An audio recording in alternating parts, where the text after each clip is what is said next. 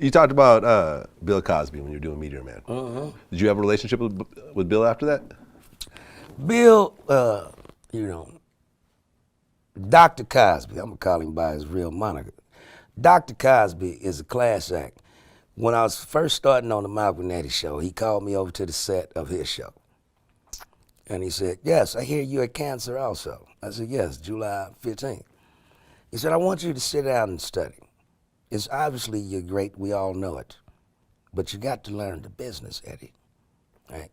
So I would go there literally for a week and study. And at the end of every rehearsal, he says, so what did you notice?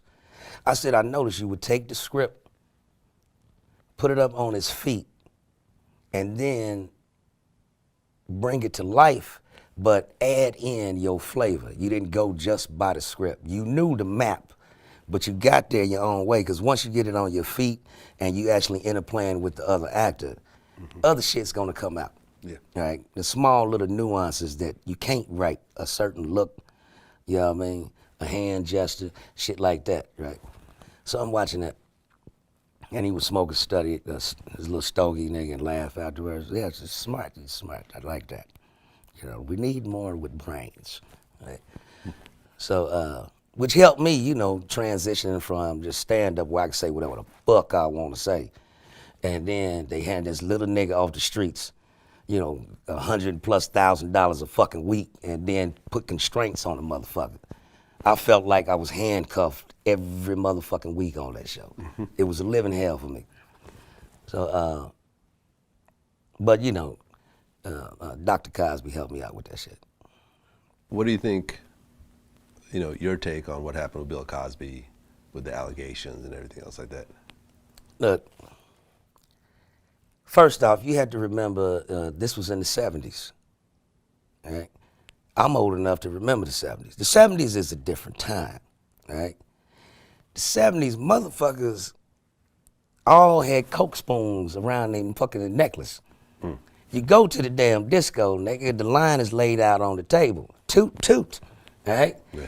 When you want to level out after a hit of cocaine, you get a Quaalude, all right? Yeah. So did he rape these bitches? All of them said the same thing. We went to the room. Why would you go to the room of a known married man? Right. Number one. Meaning they're down to fuck anyways. Why would you go to a room, a hotel room, of a known married man? And he incorporates this whole marriage thing in his comedy routines, and it's not a secret that he's married. You understand me? Okay. So they're down to fuck. Then they go back 30 years later and say, he raped me. 30 years. I don't understand that. I mean, that's like a motherfucker robbing me, and then I wait 30 years to call the police. I got robbed. 30 years ago. In 1984. Right, because if you notice, there was no... And it's him! Because it's past the statute of limitations, so there's no criminal charge. There is a systematic effort to destroy every black male entertainer's image. They want us all to have an actress by a name. Kobe raped a white woman in Colorado. Dr. Cosby raped 37 bitches and is still counting. Nobody leaves this business clean. Michael Jackson fucked little white children. Michael Jordan? Michael Jordan gambled. Right, and then his dad got killed. And you understand? They try to tie that. You're not going to die clean. I mean, everything that Bill Cosby has built up, the decades of work that he stood behind. The man has, you know, single-handedly, you know, sent a bunch of brothers and sisters to college. Yeah. You know, even if he didn't pay for it himself, he gave them the idea that it's possible, right? The motherfucker was so generous with his money, he bought colleges. I know, you understand me? I know that. I've seen some interviews. And then some pussy is supposed to tear that down. I've seen some interviews with... Let's talk about this little motherfucking white boy who's a known motherfucking pedophile, the director that escaped overseas. What's that motherfucker's name? Roman Polanski? Yeah, I don't see them fucking with that motherfucker. Well, I mean, he's Oh, he's back at work. Yeah, he's back at work. like in Sweden or something like that. Yeah, he had to flee the country. Yeah. I mean, You understand me? He got to flee the country. Right. Michael Jackson might have wanted to flee the country. Yeah. He didn't get to flee. There's a difference. Well, Michael Jackson was ultimately found innocent, though. All three of the little motherfuckers came on. They're adults now. You can count them on the internet. Yeah. Saying it never motherfucking happened. Yeah. Our parents put us up to try to get Right. money out the nigga. I think one of them. Did mainstream media ever pick that truth up and Not put so it much. out there? One of them actually, I think, killed himself at one point. I think. Well, one of the accusers or some shit like that. Yeah. Because his conscience done fucked him up. Yeah. You can't run away from yourself. Everywhere you go, there you are. One of your famous routines was Michael Jackson on crack. Yes.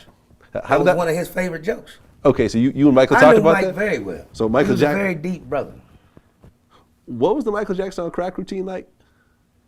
I said, anybody that fuck their face up like that got to be on something. Who knew it was propofol? You thought it was crack. Hey. Okay.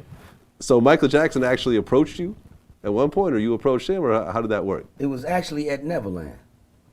You went to his house? Yes. Okay. There was some kind of event going on. And I knew a friend of the family. Okay. So they brought me out to the house. And then Michael found out I was out there. I was out with my kids and enjoying the Neverland shit. So one of the dudes came out and said, Mr. Jackson would like to meet you. I think they talking about Joe. I know Papa Joe from out here in Vegas. You know? Mm-hmm. So I thought it was talking about Joe. He's like, no, Michael wants to meet you. I'm like, nigga, shit. Man. So I'm nervous like a motherfucker, nigga. I'm like, shit. You've been talking shit about it. Yeah, huh? did you see the joke and shit? So he has a healthy sense of humor. He said that's one of my favorite jokes. So anyway, we got to talking and found out we both got elastic imaginations and shit, you know.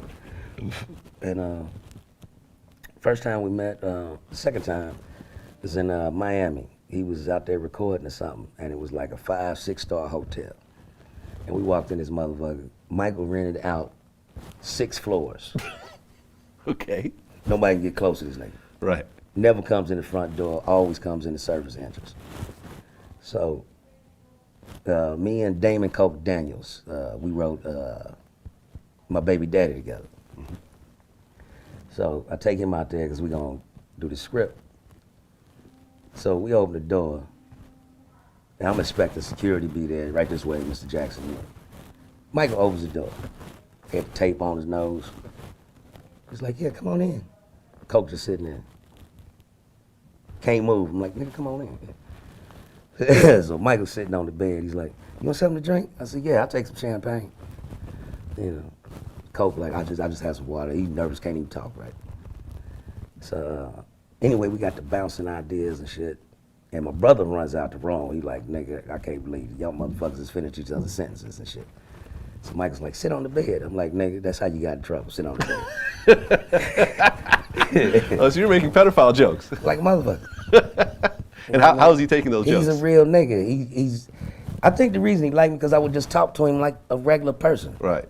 Now, A lot of people around here would just kiss his ass. Yes, Mr. Jackson, yes. I'm like, nigga, you ain't the only motherfucker that can moonwalk. You know what I mean? So, and he was just real motherfucker with a healthy sense of humor, nigga. He can set your ass up. Yeah, I heard Mike was kind of gangster. Like, I heard Mike would, like, beat up his monkey every so often. Let me put it like this. You know what's gangster? I own Sony's publishing. Every time Beyonce and Jay-Z make a song, Michael was getting a check. I bought the Beatles. Yeah. While I'm doing the video with the Beatles. That's gangster. Right. With Michael walks into Paul McCartney. If you're gonna McCartney. sell the Beatles, how much you sell them for? Oh, I don't know, about 60 million. Wow, that's a lot of money. That motherfucker go right to his trailer, get his people on the phone. Paul don't find out till the next fucking day Michael done bought the Beatles. That motherfucker come on and say, how can you buy Beatles? How can you buy Beatles? He said 60, I gave you 64. That's a lot of money. The girl is mine. Your publishing's mine. This nigga's a gangster, nigga. Michael Jackson was gangster. You don't make $1 billion being no punk motherfucker. Yeah.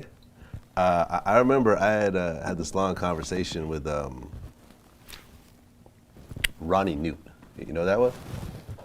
Newt. Ronnie Newt was he was a gangster from the Bay Area, but he had a group called the Neutrons. I remember the Neutrons. Yeah, the Neutrons. Those were his kids, actually. All right. And I remember he was originally, I think, signed to Joe Jackson, so he was around Michael Jackson. He had pictures of, he was wearing the glove at his house and stuff like that. And I remember he showed me this picture. He said, listen, this is a picture of my son at Michael Jackson's house in his underwear.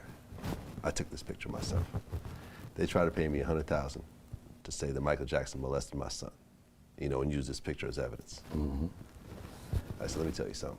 Michael Jackson molested my son, I would have killed Michael Jackson. Michael Jackson never touched my son. Nigga, and Bubbles. Yeah. Yeah. Nobody would have made it. Right. Mm-hmm. So, He said all that was bullshit.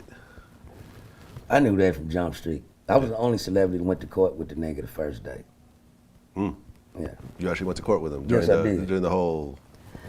The nigga rode in my limo. He was so nervous he didn't book a car. I drove from my house in Malibu at the time down to Neverland. And him, Catherine was in the car, and I think it was Jermaine. And we pulled up, and they had the fucking red carpet rolled out at the courthouse. Rows of motherfucking cameras. I'm like, nigga, is this a movie premiere or a court date? Yeah. And Michael was nervous, nigga. I was like, this ain't nothing but a hearing. Yeah. I said, I done been to court when I'm figuring out how much time I'm getting. Yeah. You walk in and say guilty or not guilty, and you walk the fuck out. Yeah. And the nigga walked out, jumped on top of the SUV, and started dancing for the fucking fans. I remember that. The judge was mad, talking about we late. If there's 10,000 people on the fucking street, we in the car, we on time, we can't get through the motherfuckers till the police show up and move the crowd out the way. Right. But he's a G. He stood up in that courtroom, niggas, not guilty, and did a dance move, nigga.